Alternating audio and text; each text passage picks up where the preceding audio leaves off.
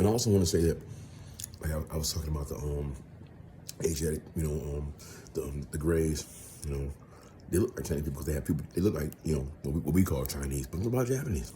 We just lump them all together, but it's not fair. We have to grow, learn, become more discerning. I realized that they occupy an abortion realm because, like I said, though, when people practice black magic and malevolence, and they have legions up under them, their punishment is to get demoted to a microcosm. The macrocosm is a large world that we live in now. People who practice black magic for malevolence and evil intent, and it's a macrocosm, which is still a microcosm of a larger world.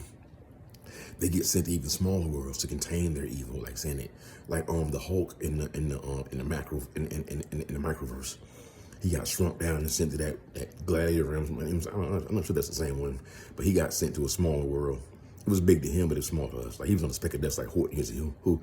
But those who actually inhabit those abortion realms, they can still regain and earn their right to come back to the higher realms where their influence is more predominant. When they've earned, the universal trust that they will do benevolence and good things instead of bad things. And they exist as small microparticles, like nanoparticles. And when you pray and do certain things, when you're in prayer, believe me, trust, because they know prayer. They know prayer. And, from the hindsight of being aborted, they know prayer, and they know that what they did was wrong in the previous life. They've been aborted, and they exist in the spiritual realm. And they know that they can be reborn again into the larger macroverse if they heed prayer.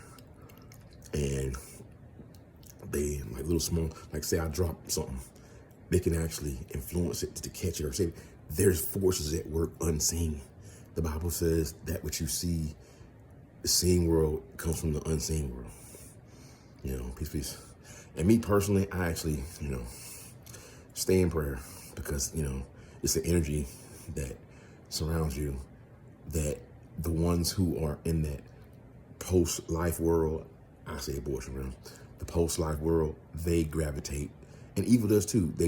Evil gravitates towards malevolence, and the good ones gravitate towards benevolent. And prayer is benevolence in a way.